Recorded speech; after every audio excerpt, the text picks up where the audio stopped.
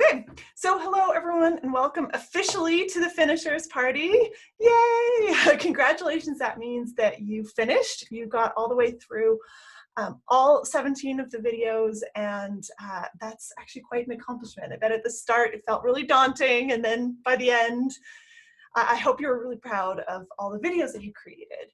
So our intention here with this finishers party is to have some fun, but mostly to help you for your next steps. Because in Ignite you have this nice, warm little cozy place where I tell you what to record, I tell you exactly what to do every day, which helps you to just do it. So what can sometimes happen is then when you go to kind of being out there on your own, you're like, well, what do I do every day? So what we're going to do in this hour and a half is help you create that plan. So at the end, you'll know what it is that you're doing, and you'll have a plan and a map, including what your videos are going to be about. So then you can just go ahead and follow that, and that's going to help it be a nice, smooth transition into the next stage for you for video, whether it's sharing public videos or continuing to create a library of private videos for whatever you're creating them for. So we are going to do a bunch of exercises, so make sure you have a pen and paper handy because we are going to be using them. A couple of things before we start. I will be using a PowerPoint presentation, but don't feel like you have to take notes on that because I'm going to send that to you along with the recording. So you'll have all of the slides. You can look through them as much as you want. Let's see what else. Oh, we will have a question and answer period, which will be at the end. So usually we have 20 minutes or half an hour at the end where we can just talk all things video, anything you have questions about for me. And the only thing is, I'm terrible at reading chat and talking at the same time. So you can use the chat space to connect to each other. I mean, I know you guys know each other really well at this point. So, so you can absolutely use that to just kind of have back and forth throughout. And I will not look at that, but we will do questions at the end. And you'll also see Tara Milo is on here, and she's helping me to co-host as well. So she'll keep an eye on the chat, and if there's anything urgent, she'll be able to handle that. Okay, so we are going to go ahead and share screen. Okay. Okay. All right. So can you guys see my screen now? Yes? Okay. Great. So I'm going to go ahead and bring this over here. Okay, all right, so the Ignite Finishers Party and Workshop. So before we begin, there's a couple of things that I want to clear up. This is sort of just to clear up sort of myths and things that you might feel like you need to have perfect before you can make public videos. And mostly it's going to be telling you what you don't need, but there are a couple things that you do need. The first thing you don't need is an audience. Video is a fantastic way to build an audience. If you don't have an audience right now, you're probably going to want to share videos on YouTube and in Facebook and other places where there is an audience there that you can tap into, and then you can use your videos to bring people to you who are interested in your message. You don't need a website. In fact, I would encourage you not to try and drive people towards your website with video at the beginning. Most people don't want to go to random websites. They like to stay and consume video in the places that they're already hanging out online. So don't feel like you need to have a fancy website to start. You don't need a business. You know, if you don't have anything to sell, if you don't even have a particular message that you know you want to share yet, you can use video to sort of explore that and begin to build your audience so that you're ready when you do have a business to share. And that ties into you don't need anything to sell. Okay, so what you do need before you start sharing public videos is a real desire to connect. So this is something that I think with video, an enormous amount of the issues and obstacles that can crop up are the mental ones, the fears, the sort of roadblocks that can crop up. So if you know that you want to use video to genuinely connect to other people, it will help remove the fear. You know, if you think I have to put out this video and it has to help someone make the decision to buy from me, that's a lot of pressure to put on yourself. And you'll find that it's harder to just record and feel comfortable and natural. But if you're recording your videos going, I really want these to go out and reach the right people and I want them to enjoy it, you'll find it's a lot easier to record. You do need a place to gather people and post your videos. So while you don't need a website, you do need to put your videos somewhere in order for people to watch them. So I tend to focus on Facebook and YouTube because those are the two biggest sites on mine. But there are tons of places you can share video now, and it's about being consistent in one place. So picking one place you're going to focus your efforts on so that people can begin to come back to you regularly, see your videos, and get to know you over time. If you do have a product or a business already, it's helpful to have a pathway to send people to. So a pathway into your business. And by that I mean, if you know that you're recording videos and you have a business over here, if you haven't figured out how you're going to move people from your videos over to looking at your business, you'll find that you just don't record. Anytime there's a disconnect in the overall aim and the path that you have in front of you, you'll find that it's really challenging to move forward. So even being clear on what you're going to do is really helpful. It doesn't mean you have to have everything, all your bells and whistles set up. You just need to know, okay, at some point I can tell people, here's my calendar over here if you want a discovery session with me, or here's a link to where you can find my latest stories or artworks or whatever it is you want them to look at. So that's not something you need to have to start, but you do need to know how you are going to pass people into your business or products. Okay. Go back. Video types. Okay, so I want to just overview really quickly the different types of videos, because there are different videos that you would be using for different purposes, and then we're going to look at some of the big picture stuff. So I mostly talk about connection videos. Now, what I mean by connection videos is videos that are out there in the wild for anyone to find. I call them connection videos as a continuous reminder to myself that it's about connection, not perfection, and I'm not trying to, have them be marketing tools. So connection videos are the videos you've probably become used to recording in Ignite. They're ones where you're just sharing your thoughts, your message, the things that you want to share, and allowing those to help to build and establish a relationship with an audience. Now, intro videos are videos that are a specific introduction to you and your work, and they are typically housed on any of the spaces that you might be sending people to. So by that, I mean, if you do have a website, you might want to have an intro video where you can welcome people to your website. If you have a YouTube channel, at some point you're going to want to create an intro video where there's like, if people click on your channel and they aren't subscribed yet, there's a little place where you can put almost like a little video trailer saying, hey, it's me, welcome. In intro videos, it's just about letting people know what they can expect in the space. Bridge and funnel videos, those are the videos that you would put on a landing page where someone might be opting in. I call these bridge because they are the bridge between the nice cozy connection space and the space where someone is seriously looking at your work. And that can feel like a very different type of conversation. So I like to create bridge videos that help move people from the connection space into the more serious space where they're looking at becoming a client or customer. So normally bridge videos are a story, is telling someone your background and why you went into the business that you're in and letting them know what they're about to get the chance to look at. Sales and promo videos are exactly what they sound like. That's a video on your sales page, a video where you're promoting something specific. And of course, course videos are videos where you're teaching and training. Now, there probably are different other more types of videos, but these are the main 5 that I generally use myself and the ones that I teach and talk about. Now, for our purposes, we're going to talk mostly connection videos, but you might be ready to use different types of videos in your business. It all depends on where you are, which is what we're going to look at next. This is the big picture in terms of what stage of business you're in. So there's three main stages of business. The first one is no clear business yet. So this is when you know you want to have a business.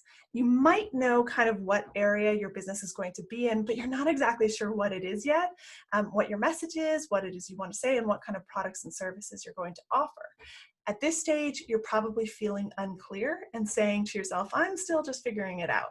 So at this stage, you want to use videos to talk out not the problem, but talk out what it is that you want to say so that you can really learn to figure out and clarify what your message wants to be.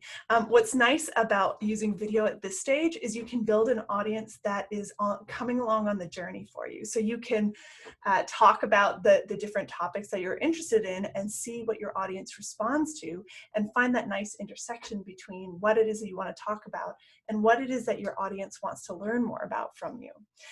What's really fun in this stage is taking people on a journey with you. So letting them know what it is you're intending to do and them getting to feel like they're part of it. People love that. So at this stage, you're really focused on connection videos. You might have some intro videos in your various spaces, but I wouldn't even worry about them at the start. Just doing connection videos is the best thing that you can do to move forward. The next stage is trying to get traction. So this is the stage where it can be really short or it can be really long, just depending on how things go. But this is the stage where you tend to feel overwhelmed. You might be saying to yourself, I'm doing all the things to achieve my business vision. And you do have a business vision. You probably have an idea of what your business is. You probably have some products and services, but you're just trying to get somewhere with them. At this stage, you might use video to fast track the relationship with your audience, build up your audience, and up the impact per time investment. Now, what I mean by that is if you're going to spend, say an hour on your business, you could record 20 videos in an hour. I know probably that's like, whoa, but you could. You could record a lot of videos in an hour, or you could write one really good blog post. But what you'll find is that a 5-minute video is going to have more impact on the relationship with your audience than a blog post that you spent an hour writing, because someone can see you, they can feel your energy, they can get a feel for who you are, what it is that you're talking about, and they're more likely to remember you. So because this stage, there's so much to do, using video is a really helpful shortcut.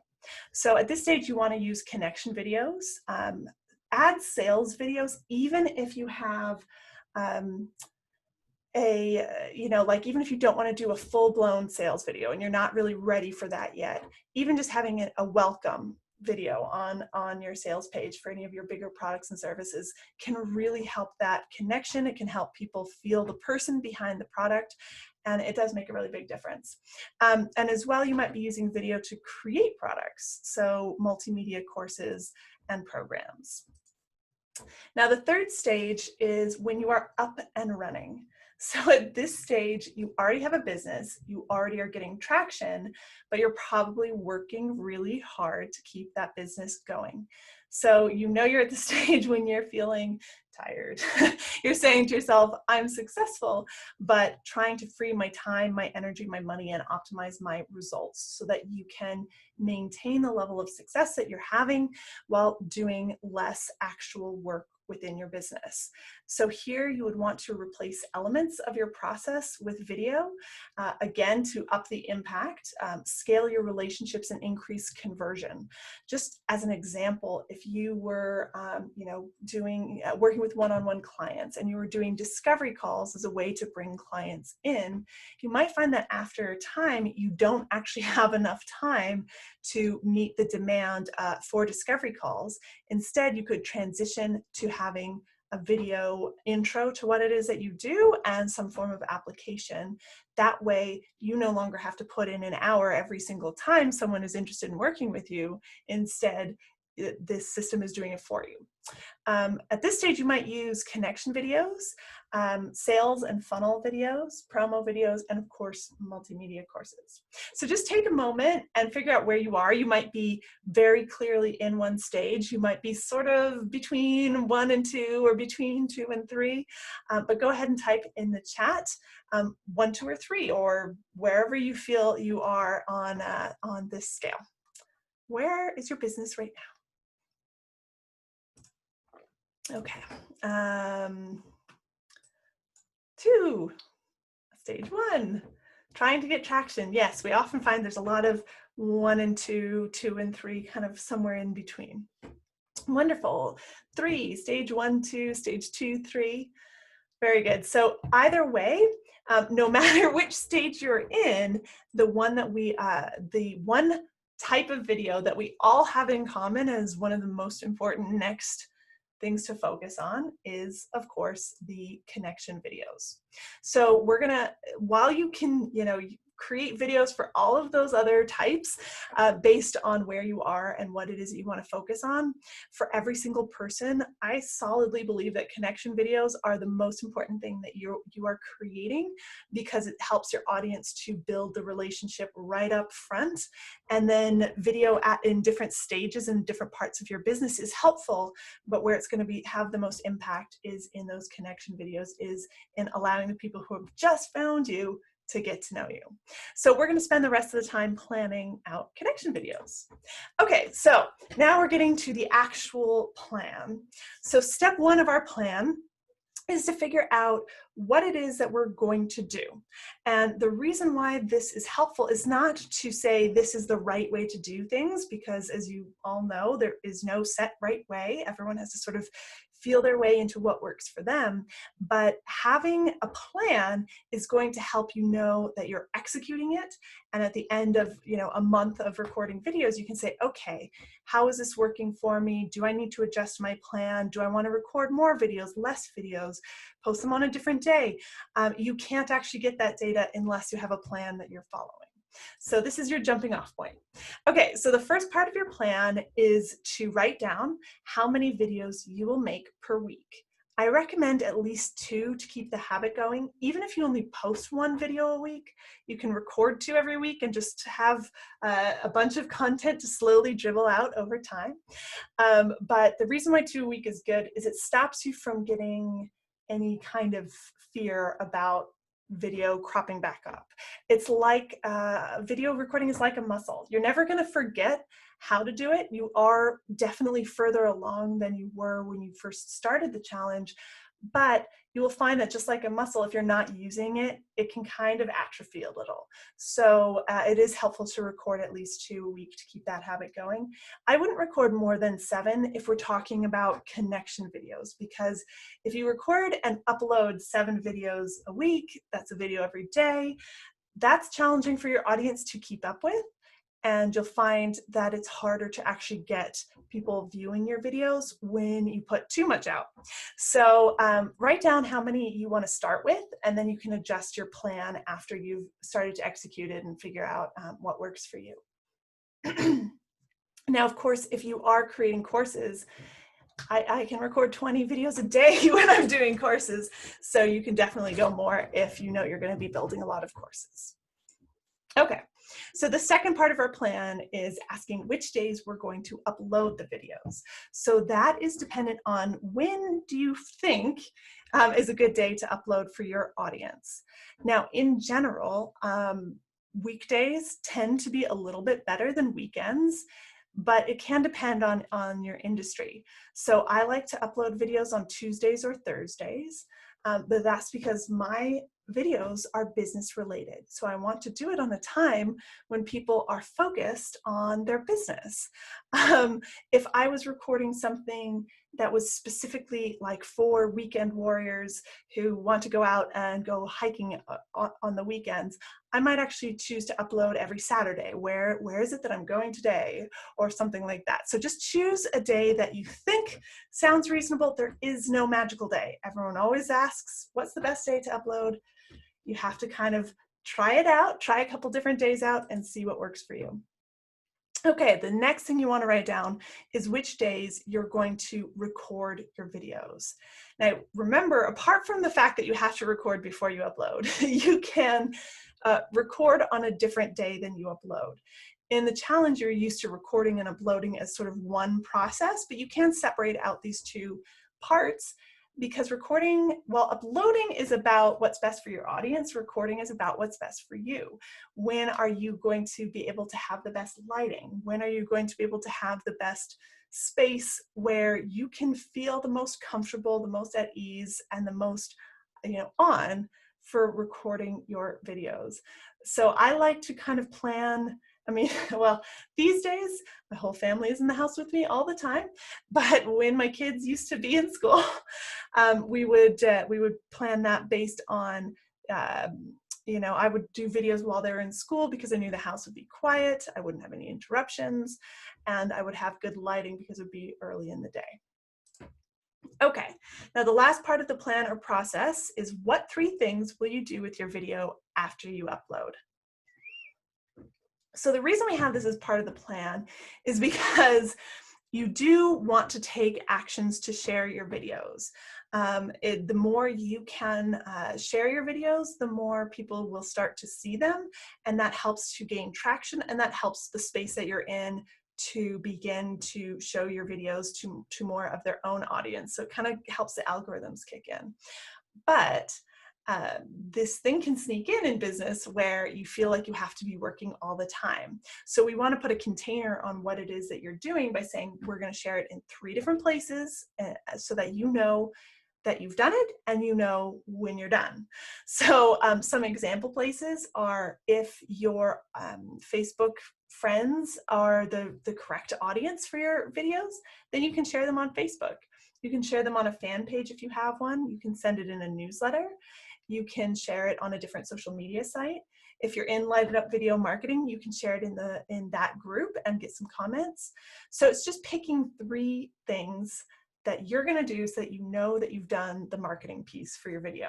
So what I tend to do with my videos is I upload them on YouTube, I upload them on my fan page, and I share the YouTube version in an email to my newsletter list. So that's 3 different things that I do with my videos. Now, again, there's no right answers. It's just something so that you can get some data and then adjust as you go. Okay, so step 2, now that we know how many videos we're creating, when we're creating them, and what we're doing with them, step 2 is to figure out what are the topics of your videos. And we are going to come up with some specific topics, but first I want to give you some jumping off points, because if I just have this blank page in front of you, you're going to go, I don't know. So this is some topic categories that I like to use for videos.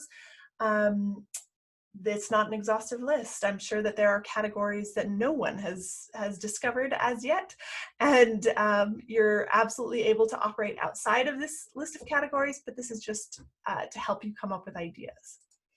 So the first topic category is stories and experiences or transformative moments. Now, stories are fantastic because they help people to create a real connection.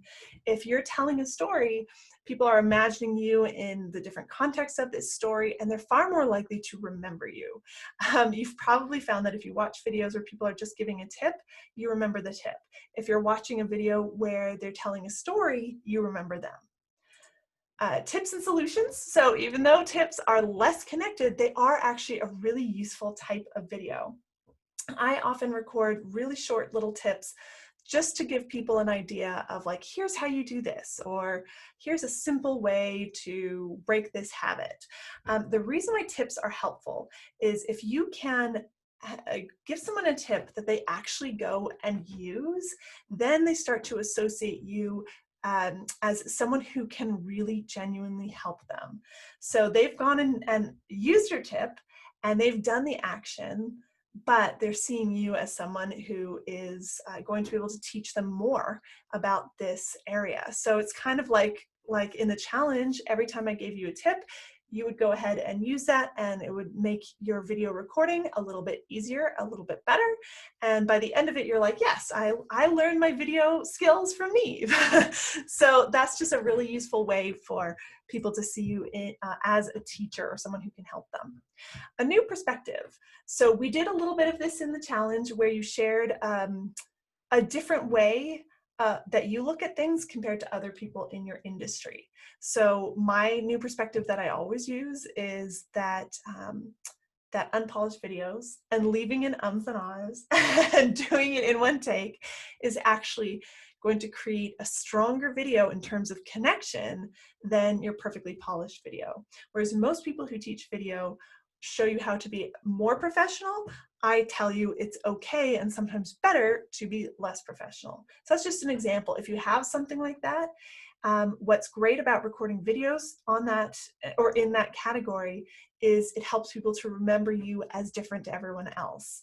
And often they'll hear something and go, oh, wow, it'll feel right for them. I know there's people who watch my videos and go, no, I want to be the most polished and professional. For them, that feels right. So they're going to go and follow someone else. But someone who's following me is going to go, oh, I recognize that as true for me too. And then it creates that stronger bond and more of a reason to follow you as opposed to other people.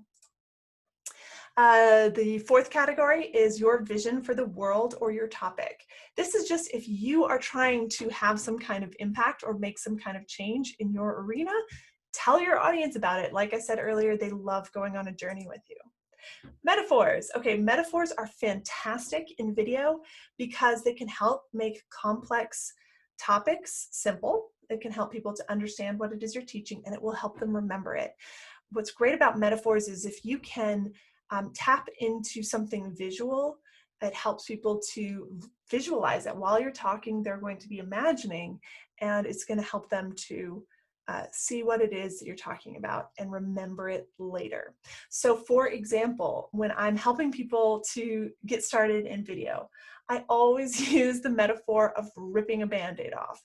Okay, not everywhere in the world even calls them Band-Aids, but most people understand that. They already have an association with, oh, that means that it's going to be very painful and it's going to be over quickly.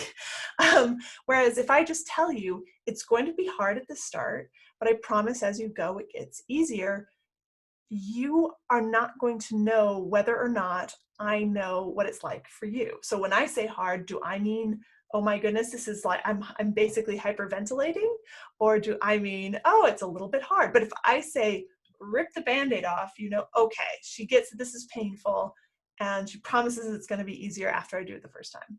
So I love that metaphor because it just helps people to go, oh, I get that, and I can do it. Okay, topical issues. So topical issues does not necessarily mean controversial topics. Topical issues means talking about what's going on right now for your audience. So what's great about doing videos on topical issues is you're joining the current conversation, which can make it a lot easier to get attention and traffic really quickly. The downside of topical issues videos is they don't have a long shelf life. If you're talking about right now and it doesn't matter to people a week from now, then that video is dead. But it can be a really useful way to gather some attention in the moment. Excuse me. So for example, today is Halloween as we're recording this. And so I could be talking about Halloween. I could be talking about the metaphors of wearing masks. There's loads of things I could talk about to do with Halloween. Or, you know, if I really wanted to go controversial, I could talk about the upcoming US election.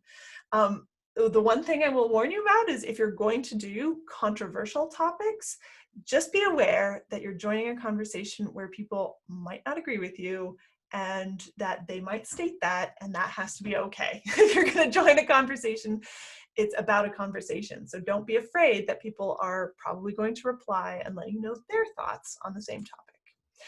Demos and behind the scenes. Okay, I love demos for any kind of business where you are creating an end product for someone, then it can be really nice for them to feel like they were part of the journey. For example, we have a member in Light It Up named Annie, and she's an artist. And one of the things that she does, she's a pottery artist. So one of the things she does with her videos is she records often when she's putting her work into the kiln. So she records them going in, she records them coming out.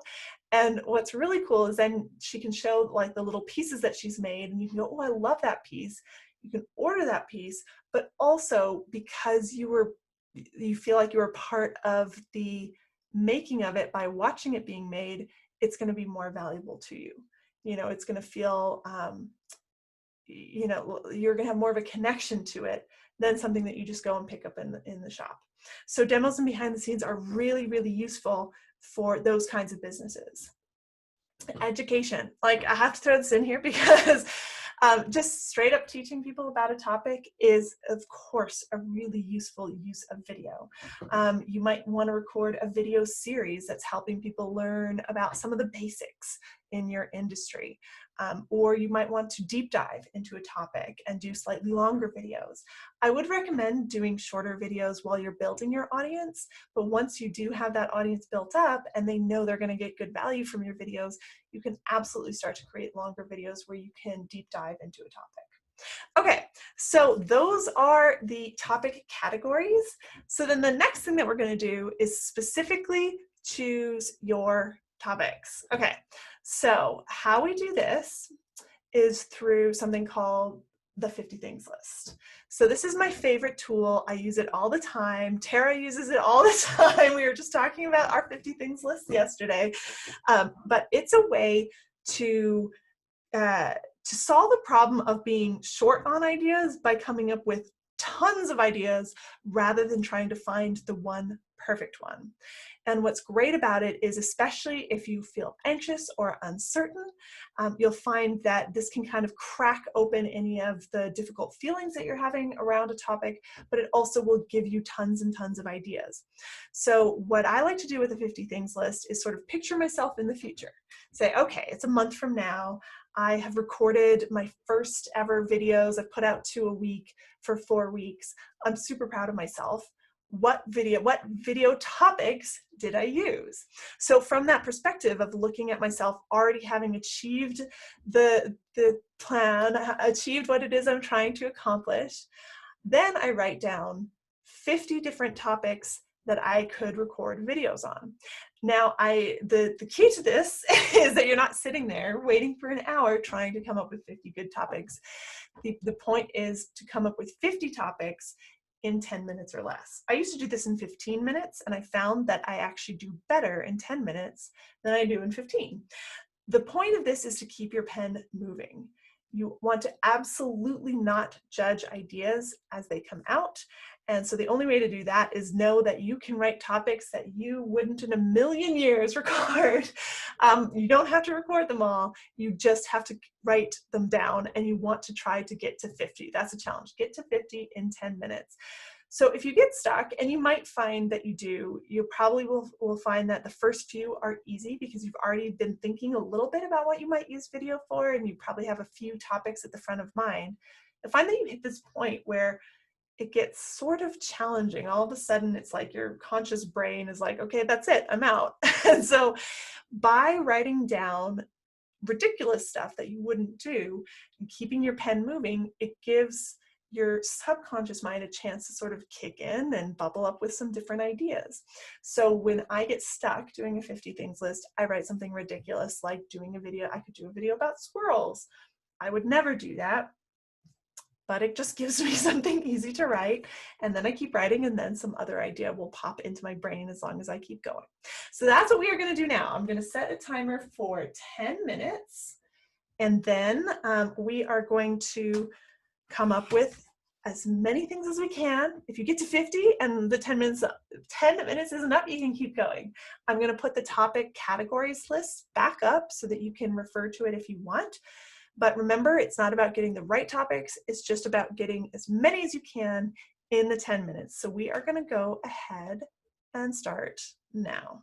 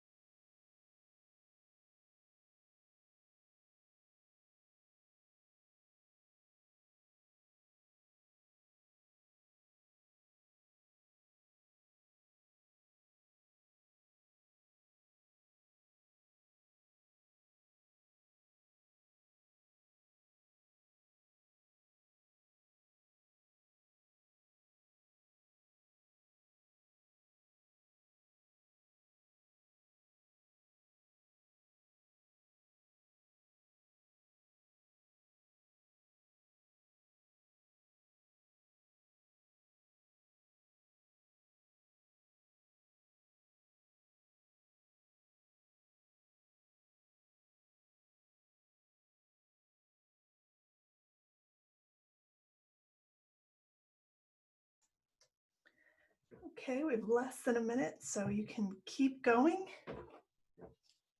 And as you are finishing up, go ahead and type into the chat how many you got to. And this is a celebration of how many topics you wrote down, not a competition.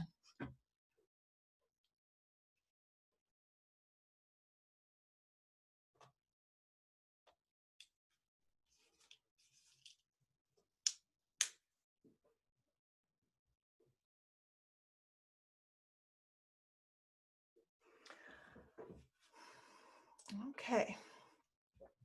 All right, let's see. All right, so yes, go ahead and type in the chat. Let's see, we've got 35. Well done. Don't be afraid to type in. we aren't going to judge you if you got less than 50. 50 is an aim, not a requirement. 35, another 35, 46, 38, 47, 69. My goodness, overachieving. Well done. Go ahead and keep typing as I want to go ahead and dive back in so that we have tons of time for questions, but well done, everyone. Okay, so the next thing that we're going to do is whittle down that list. Obviously, you now have a list of roughly 35 to 69 topics. You're not going to use them all because we specifically put in topics that we wouldn't use. So now we are going to select the topics that we are going to use. So there's two ways to do this. It depends on whether or not most of your topics you would use or most of them you wouldn't use. But we're going to go through and just decide which topics we feel light about, as in feels light. The idea of recording it is light, not heavy. So this is just a gut check. We're not logically deciding whether or not this is a good topic. Just going down the list. I usually take my pen and go down the list and circle the ones that are like, yeah, that feels good.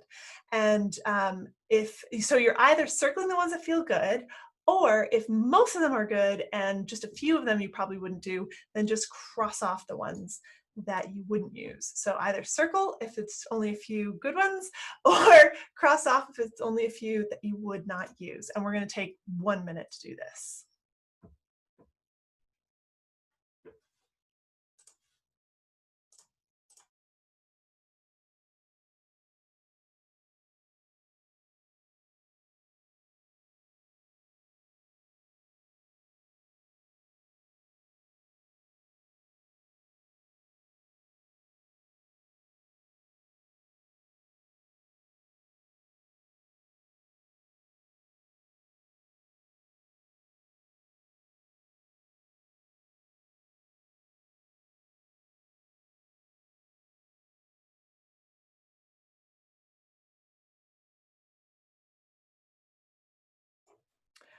Okay, if you didn't get to the end of your list there, you can go ahead and do more after the end of the video, but we're going to keep plowing on.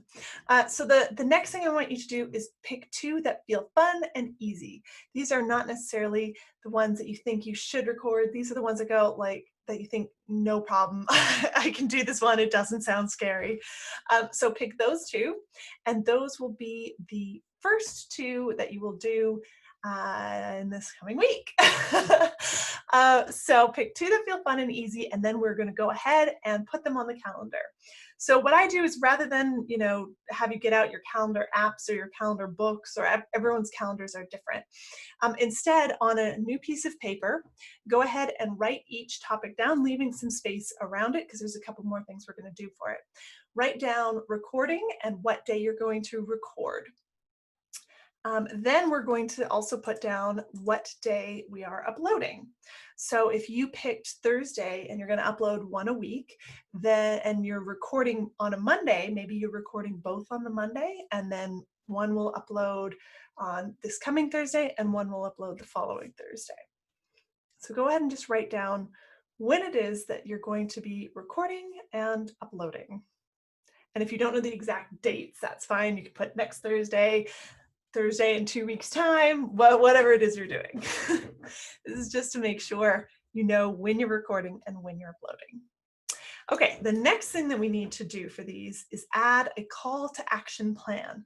This is almost as important as knowing what the topic is, and it is knowing how you're going to end your video. If you don't know how you're going to end, you can end up doing that sort of stumbling around, ending 3 different ways, saying the same thing over and over because you're sort of thinking in the back of your mind, how do I end this? What should I say at the end? So this is going to have a very clear and distinct plan for what you're saying at the end. And I know, I talk about putting a bow on it, but when you're talking about public videos, you do also want to know, when are you going to invite people to subscribe? When are you going to invite them to come and look at something on your website? This is that plan. Now, I know we are like blasting through this. You can go ahead and do the rest of the topics that you picked out from your 50 things list. You can go back and fill them all in and put them into your calendar, however you want to properly put them down. But make sure that you put down when you're going to record them, when you're going to upload them, and add a call to action. And then you're ready. Okay, so the 5 different types of call to action. I think we did a bonus video on this, but I'm not sure if it's already been put up in the group. But just in case you didn't see the bonus video on adding calls to action, we're going to go through the 5 different types really quickly. Okay, the first type of call to action is setting the expectation. This is letting them know you are going to see me again, and I expect you to come back. So I usually say, see you in the next video. That is just kind of planting that seed that they are going to be seeing more videos from you. This is the weakest call to action, but because you're not actually asking them to do anything, but it can be a good way to end your videos if you aren't in the position where you want to ask them to do something on that video for any reason. Number 2 is join the conversation. So this is inviting someone to comment and join the conversation that you started with your video. It's much, much better to ask someone to comment on something specific rather than generally saying, leave a comment with your thoughts. That's very vague, and then someone has to decide what they think. But just like we talked about, it's easier to do something when you don't have to decide what it is you're doing. When we have this pre-plan, when we tell someone what to comment on, it's much easier for them to do it. So for example, you might say, like, do a video on your favorite places to go. And you might ask someone, what's your very favorite place to go? Go ahead and leave me a comment. Or have you ever been to Barbados? Go ahead and leave me a comment. Ask them for something specific so that the answer pops into their head. They're going to be far more likely to leave a comment. Number 3 is the relationship next step. So this is asking someone to take a step that's going to help them see more of your videos. So either you're asking them to subscribe to you on YouTube, send you a friend request, or I don't know what it's called in LinkedIn, wherever you happen to be, asking them to take the action that's going to help them connect to you again further. The number 4 type of call to action is a freebie offer. So this is inviting someone to actually go and look at something. So you only want to use these when it's specifically relevant to the topic of the video. So for example, you might say, now that I've given you my top 5 places to vacation, you might want to opt in for my packing tips PDF. Click the link to get access to my special packing tips opt-in. Well, you wouldn't call it an opt-in, you'd call it a gift or whatever you're going to call it. But you want to make sure it's relevant to the video, and you don't want to do this more than every 3rd time. I mean, even that is quite a lot. You want to do it every now and again, and you also only want to have 1 call to action per video. When you ask people to do all kinds of things, they tend to do none of them. Whereas if you ask 1 specific thing, they're far more likely to do it. So the freebie offer is only when it's relevant, not more than 30% of the time. And number 5 type of call to action is info on a sales offer. So this is a direct invite to buy. You only want to use this when there is a time-sensitive reason for someone to do it. Like you have a special sale on, or like Tara and I, we do a course called Challenges with Impact together. We have an upcoming Black Friday sale that we're going to do. And so I will, in a video, say, hey, click on this link to go check out Challenges with Impact because it's open for this number of days only. And you want to think about using this one as when your audience would want to know. This is about making sure that they know about what's going on, when it's going on. I would never do this, as a general for something that's open all the time. I wouldn't say, oh, if you're interested in looking at my sales thing, go look at this. I would instead send them to somewhere else that's kind of a little bit cozier, and then puts them into where they can learn more about my products and services. So in this, you'd be saying, click the link to learn more about this offer, or to check out this offer while it's still available, that kind of thing. Okay, so of those 5, you want to just write down next to your 2 videos, what are you going to invite people to do? If you're inviting them to do number 2, join the conversation, what is the specific question you're going to ask them? What are you asking them to comment on? Make sure you're as clear as possible so you don't have to make decisions later. So go ahead and add your calls to action there. I'm going to keep moving forward, but again, you can refer back to these slides after the call as well. Okay, now I do want to take a moment before we get to Q&A to talk about the move to public videos, because it is a little bit different to the videos that we've been creating, and I want to help make this transition very smooth for you. So just like the first private video that you shared in Ignite, you might find that the little voice is back. The little voice that was there on day 1, thinking while you're talking somehow, saying, oh my gosh, I can't believe you just said that. This is so ridiculous. I must look crazy. Does my voice really sound like that? All of those things can come back every time you're in a new space, or even when you're sharing something more vulnerable or more real, or something you've never shared before. Every now and again, that voice will come back in different contexts where there's some fear. But just like the first video that you did, rip the Band-Aid off. So go ahead and get that video recorded, and you'll find the first one you do makes the next one easier, and the next one easier, and the next one easier. And the first one will always be the hardest. The second thing you can do is just ask yourself, what are you afraid of? So this is just looking at the fear instead of just feeling scared. It's just looking at, what am I afraid of, and creating an environment where you still feel safe, even though some of the things that you're afraid of could absolutely happen. So you might be afraid of rejection or judgment, like, what if people don't like my video? What if they say my video is terrible? What if I get some mean person commenting on my video? And hey, that happens to everyone. It's almost like a rite of passage. I've absolutely had mean people comment on my videos. Lack of interest. You might be afraid, like, what if I put a video up and no one says anything? So you can solve those fears by first changing the outcome that you want. So I like to only look at my business from 2 perspectives, either the very, very zoomed out view, which is, what is the overall thing I'm trying to create here? Where you're like, wow, look at this amazing thing. And you know that you'll get there. I mean, you don't know whether this one video will get you there, but you'll eventually get to this big picture vision. And so that can be a very comfortable place to look at things by. The other perspective I like to look at my business in is all the way zoomed into right now in this particular moment, and saying, hey, the outcome that I want from this one video is not that this one video is going to overhaul my whole business and all of a sudden everything is going to be amazing. This one video, I just want to get it recorded and uploaded so I can take it off a list. I just want to say something that I feel proud of saying, or I just want to get my first ever video out there. By changing it, making a very specific outcome, you'll find that it's a lot easier to just feel okay about it, because no matter what happens, you'll know that you've got the outcome you wanted, which was taking the step. Now, the place you don't want to be is sort of in the middle, where you're like, oh, well, what if these videos that I'm creating do or don't do this or that? You get into the area that you don't actually have a lot of control of, and it can be a little bit scary. Okay, so the second thing you want to do to solve your fears is start with connection videos. Don't go off and record a sales video as your first video that you record for the public, because the outcome you're looking for in a sales video is sales.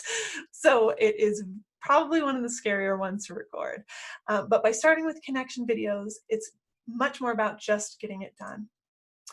Gather supporters. Ask yourself, is there anyone who can help me? Is there anyone who I can ask to come and comment on my video. You'll find that by just even having a couple people supporting you and cheering you on, that it's almost like a little insulating blanket where the rejection and judgment isn't scary, because someone over here might not like your video, but you know you have this friend, this person or this group of people who are saying, yes, I like your videos. And so it balances out, and then you're just way less scared. Of course, in that, Light It Up Video Marketing is a place that you can go to gather support. So I'm going to tell you a little bit about Light It Up Video Marketing, because it might be the perfect next step for you in video. And then we're going to get to questions. Okay, so what you get in Light It Up Video Marketing is first the Light It Up memberships training site. So this is a compilation of lots and lots of small courses that will help you in all things video making and marketing. So we have courses on content, what you put in your videos, what kinds of videos you're going to create, all of the video types, even layouts for the progress of what you're going to say in your videos. Video creation, which is editing, making your videos more professional, making them look and sound better, all of those great things. And of course, marketing. How are you getting people to watch your videos? We also have roadmaps, because there are, over 500 video trainings for you to watch in there. We have roadmaps that guide you through and help you decide what's the right courses or trainings for you to watch, so that you can go through and build on your video knowledge as you go. And then we, of course, have workshops and challenges. So we have more challenges recorded and workshops that you can go ahead and refer to help keep you moving forward. If you like having someone tell you what to do every day, that's where you want to go. Prompts as well. So you always have something to record. If you've loved the prompts throughout the challenge, we have business prompts that you can use, so public prompts, and we also have play prompts if you just want to continue to practice and record.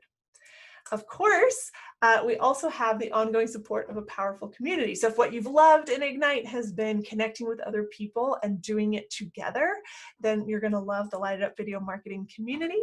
We help by leaving each other supportive comments and having a warm and friendly environment to help cheer you on.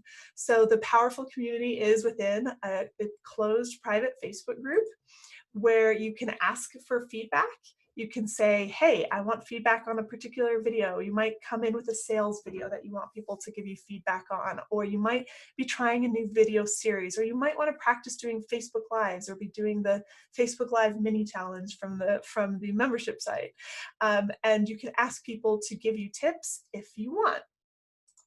We also have public comments. So we have a public commenting system to help get the ball rolling, so that you can avoid putting a video up and having it just sit there, not doing much of anything. It's really nice to get those first few comments, both because it helps you to feel great about your videos as you're putting them up, but it also helps to kickstart the algorithms, and it helps both Facebook and YouTube and the other big video sites to share your videos further if they see that there's interaction happening on your videos.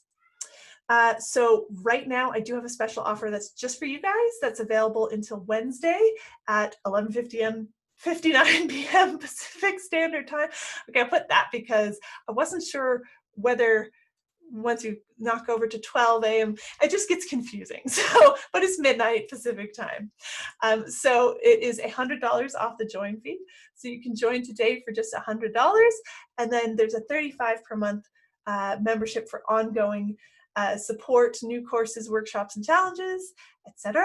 And that $35 per month starts next month. So your first month is $100, and then 30 days after it starts with your ongoing membership.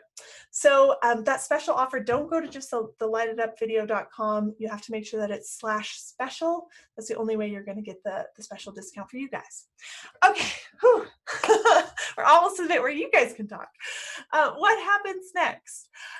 So the videos in the Facebook group are going to stay up until Friday. So if you want to refer back to any of them, feel free. Also, the bonus videos are going to continue to go up until Wednesday. So make sure you're checking back each of the weekdays, and there'll be a new bonus video there for you. The group then is going to be cleared out for the next challenge. And Light It Up Video Marketing goes to full price Wednesday at midnight. So if you want to do it, I would recommend doing it sooner rather than later. I know it's going to be a weird week, so hopefully we'll all remember that this is happening on top of all the other things happening this week. Okay, so now we get to my favorite bit, which is questions. Okay, I'm going to stop sharing. Okay, so oh my goodness, thank you guys for listening to me talk for, just over an hour straight. Actually, Tara, this is pretty good. I think that's the first time we finished that close to the hour. So, whew. Well done. Yeah, thank you. So this is a pretty small group. I think about half the people who finished aren't on. So people who are watching the recording, hello to all of you. But those of you who are on, we can take any questions about video at all. If you're wondering about your next steps, really anything, we are happy to answer questions. So Tara, how would someone ask? Well, you can unmute yourself and ask. You can type in the chat, like, I have a question. And I think there's a hand raise feature. If you click participants, maybe you'll see a little button that says hand raise. Yeah. We're a small enough group that if you have your video on, you can probably wave. Yeah. We'll unmute you. All right, who wants to jump out with a question? And if we have none, we'll all just wrap up early. No, I go. Hello, Rebecca here. Hi. So I've got a question concerning the call to action. Yes. So you said that we should only have one per video, which makes sense. So you have the first one was set expectations. So kind of like, okay, I see you in the next video.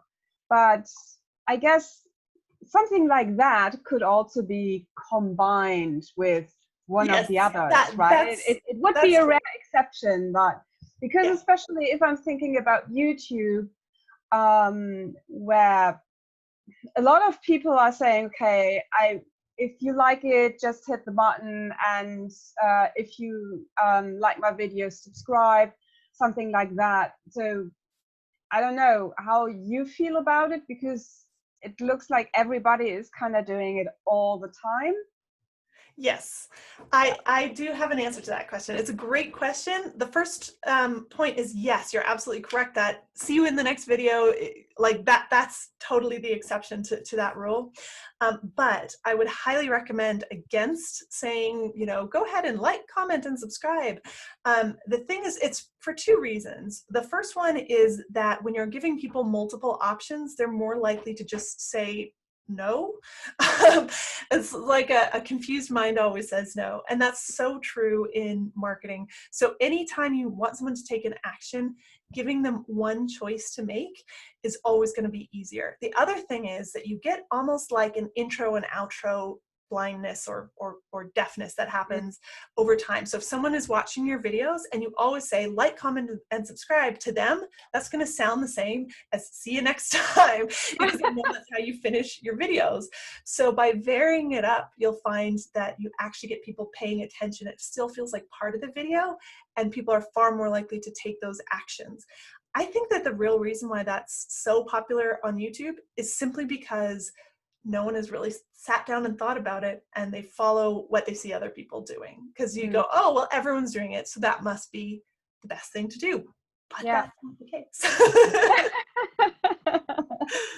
Yeah, so pick one thing, one action you want them to take, and vary it up, and you'll find that a lot more people do it. Okay, great. Thank you. Yeah, thank you, Rebecca. That's an excellent question. I bet more than one person had that question. I have a question. Yes. I'm just wondering if you're starting to build a relationship and you're building awareness about yourself on the internet, on YouTube or whatever, Facebook channels, do you always need to have a call to action, or are you just sharing your wisdom or your thoughts or your ideas? Is that it's a good practice to have a call to action. So even if you're in stage 1 and you don't have any business and you don't want them to do anything, you're related to your business, it's still really good to get people in the habit that you ask them to do something and then they do it. There's 2 reasons for that. I mean, one would be that it's going to help you to grow your audience over time. So if you're inviting them to subscribe to you or to click on the like button, then over time more people are going to see your videos, and so you'll grow and grow and grow, and then by the time you're ready to invite them to do anything else, you'll have more people there. And even if all you ever want to do is just share your wisdom and not have a business out of it, you'll still find that it's going to help your videos go further by growing that audience. And the second reason why I would do it is simply it's like audience training. You know, if they hear you ask them to do something and they get used to doing it. No, hang on, sorry. Siri thought I was talking to her. If they get used to taking an action at the end of your video, then you're just training them to be in that really good habit, which means that you're going to get more comments. So your videos are going to do better in the algorithms. You're going to get more subscribers. And if you do come to the point where you want to invite them to come and look at something, they're going to be far more likely to do it. Well, actually, a third reason, which I'm just going to throw out there off the top of my head, is I think that one of the strongest ways to create a relationship is to have a back and forth. You know, if you have it's just coming from you, it just feels like watching TV. But if someone can comment and then you respond, that's a real relationship. So I think it's always good to have some kind of call to action just to keep that relationship building. I guess it causes the engagement, right, with the person. Yes, and exactly. That's the important part, is to get them engaged. Yes, exactly. Yes. Thank you, Sasha. That's a great question. Wonderful. Who would like to jump out next? And it's also fine if you guys don't have questions. I won't be offended. I'll just think I've done my job so well. All right, does anyone want to jump out with anything? You can wave at us, you can type something in the chat if you don't feel like talking, although I'm pretty sure most people are comfortable talking to each other at this point. Okay, yeah, CJ, go ahead and unmute. Oh, hang on. Okay, you're unmuted. I'm excited by YouTube, but I'm scared of it. So I'm just wondering, I'm not going to be selling anything, but I do have like a lot of education that I want to share. So what I would like to do was ask, do I need to have a subscription myself to have people subscribe to me? If that were the road? Yeah, no, so YouTube does have a kind of new subscription model, but that's for if you don't want to see ads and you want to be able to download the videos to watch offline. There's a few different things, but no, you don't need to have a subscription. What you do need to have on YouTube is a verified account. So that means that you know, YouTube is part of Google. So if you have a Google account, you just need to make sure that you've given them a phone number and there's a verification process.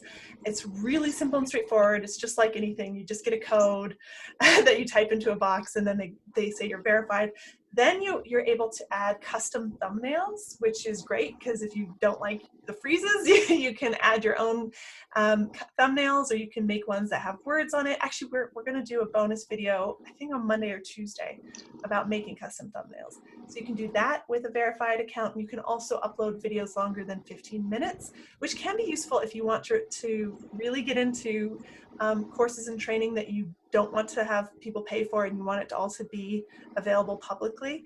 That's useful. But for most of us, I hope we're not mostly doing 15-minute videos. That'd be very hard to get people to go through. Yes, is there anything else you're scared about on YouTube, or we could help clear up for you on YouTube? No, and I think I already have a verified account because I just subscribed to 2 people today. So I would have to have a verified account to...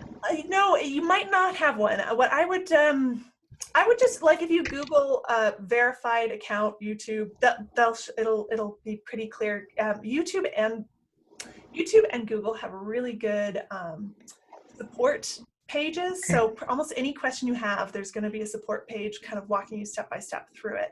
But no, you can have a YouTube account and a YouTube channel, but not have it be verified. It just means they need to know that you have a real phone number. And I do have one other question if no one else raised their hand. You had sent in one of the bonus contents a prompt. I can't remember what it's called. Sorry. It is basically that you can add things, add words or whatever. Anyway, I forwarded to it, and it seems like it's a subscription that you buy that you can manipulate your videos. That's not ringing any bells for me.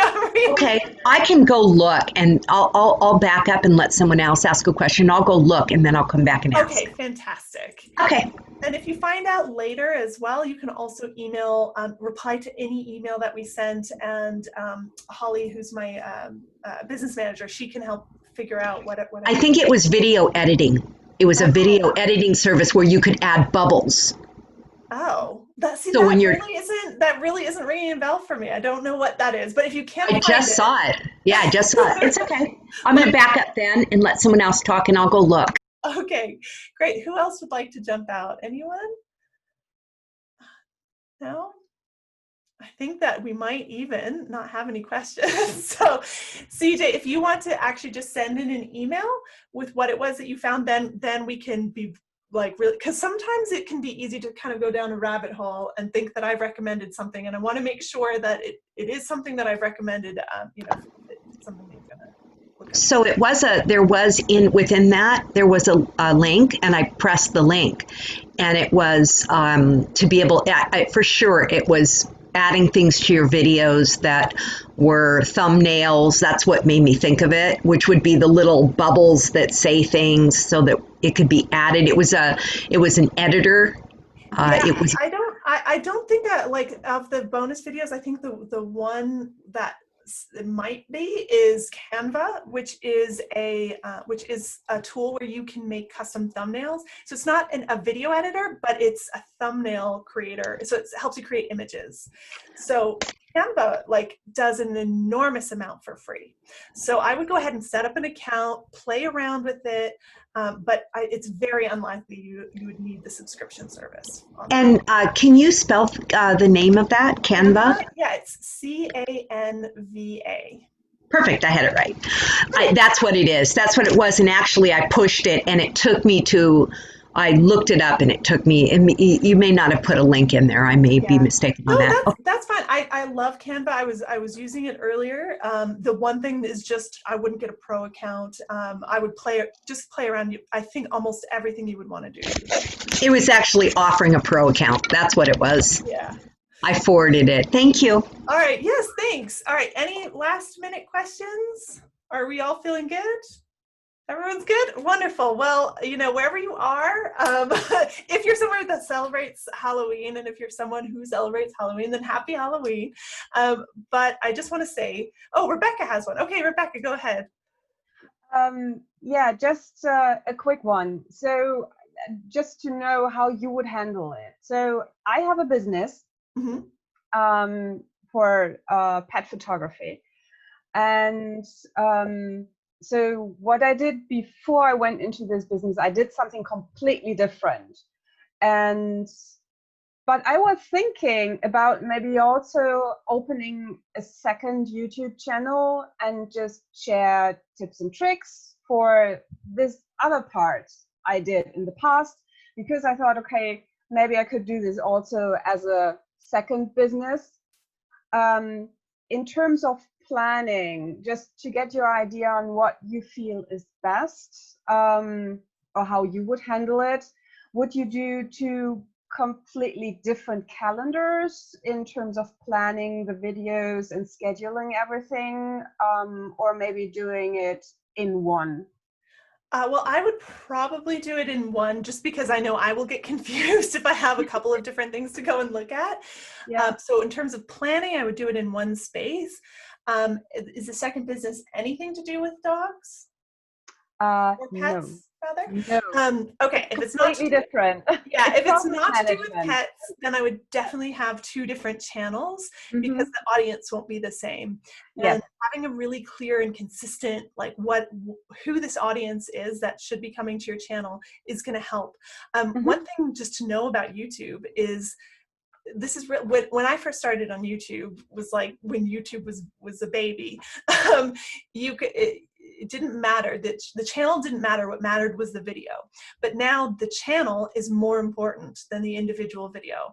And what I mean by that is when YouTube is deciding what to show to its audience, it's asking itself, is this a channel that is shown that they have good videos? Is it a channel that's shown that the audience likes them? How it measures that is things like, how long does someone watch a video? If we show this video and it's 15 minutes long, what percentage of the video is someone watching? And are people leaving comments? So they look at all their data to see how well people have engaged with the channel, and then that's going to help your videos over time. So I like to think of YouTube as a really great long-term strategy, and Facebook or some of the other social sites are much more like flash in the pan. Like right now you can get a lot of engagement, but doesn't have a long life. So because of that, it's really useful to have each channel have a clear and distinct audience. You can talk about two different topics on the same channel as long as it's for the same people. So you could talk about pet photography, but also pet care, because the same person is going to care about both of those things. Yeah, that's but I would create two separate channels, and I would 100% use behind the scenes wherever there's permission from an owner. If you can do dog stories, yeah, and cat absolutely. stories, I have people are that gonna already on love my them. list. Yeah, that's a really great topic actually for videos, because you just stick a pet in there and everyone's watching pet videos. Not a whole lot for you to do. Yeah, but actually, as you just mentioned it, one other question concerning YouTube and Facebook would, so if I upload a video to YouTube, I can share it on Facebook. But how does the Facebook algorithm work with it? You mentioned earlier that videos fall under a certain algorithm, and is there a difference of having a video uploaded to Facebook instead of sharing a YouTube video? Yes, that's a very good question, and I do think that we have a bonus video specifically on Facebook or YouTube, but I always upload videos directly to Facebook or directly to YouTube. I usually do both. So the reason is because, well, it used to be like, now you can't even play YouTube videos on Facebook because Facebook actively, aggressively went after YouTube's video audience. They were like, no, we want to be the #1 in video. So, years ago, I would have always just done YouTube and got driven all the traffic to the same place so that I could have the most impact. But now I spread it. The only time that I wouldn't is if I'm sharing in the Light It Up membership group. Then you would share the place that you want the comments. So because in Light It Up, people know, okay, I'm going to go click on this video and leave a comment here. You're telling them specifically where to go. So they're willing to go that extra step. Whereas if you just share a YouTube video directly to Facebook, the chances are that almost nobody is going to see it or do anything with it. Okay. So those are it is a funny one, but I do upload to both places. And actually that's useful in the call to action discussion that we had earlier. If you're uploading in both places, that's an instance where you would still say you want to ask people to subscribe to you. You would be asking them to do two different things, but they know that it's one thing for them. So you get through the video, you say, okay, if you're watching this on Facebook, go ahead and hit like on the fan page. If you're on YouTube, go ahead and subscribe. And then they go, oh, well, I'm on YouTube, so this is my step. So it's still one thing you're asking them to do, but it means you don't have to record two separate videos for the different places. Yeah, okay. Yeah. That's good to remember. Thank you. Yes, no problem. Thanks. Robin, yeah, go ahead. I have a quick question. I made a little video. I'm very brand new with all of this. I made a video and I wanted to send it to a friend on my email. Yes. Send an email of hello to her. And it said it was a short one. It was less than 2 minutes, but it couldn't send. It said it was too big. Yes, what I would do is upload it to YouTube and then keep it. When you upload to YouTube, you have privacy settings. So you Mhm. want to make it unlisted. That Okay. means it's not going to show publicly to anyone, but anyone who has the link for it can watch it. So then you'll get the video link once you've uploaded it, and that's what you drop into the email. A lot of email service providers would then let her watch that video right there in her email. Not everybody, it depends on who she uses, but at least she can click the link, watch your video, and that's a good way to do it. There's a lot of little services out there for, you know, recording a quick video and sending it elsewhere, but I do like YouTube because I think it has a universal ease of use compared to all the other different tools where you have to know the little finicky things about them. Okay, great. Thank you. Yeah, no problem. And I'm glad you're doing that. I love that use of video. Okay, wonderful. I think I just saw something pop up. Yes, we do upload one video to Facebook and YouTube. Okay, wonderful. Well, thank you guys so much. I want to thank everyone for taking part in the challenge and thank our support team members for supporting, and Vanessa, Holly, and Tara who help out behind the scenes. Thank you, everyone. This has been a really fun challenge, and well done on finishing. All right, thanks everyone. Have a wonderful weekend. Bye.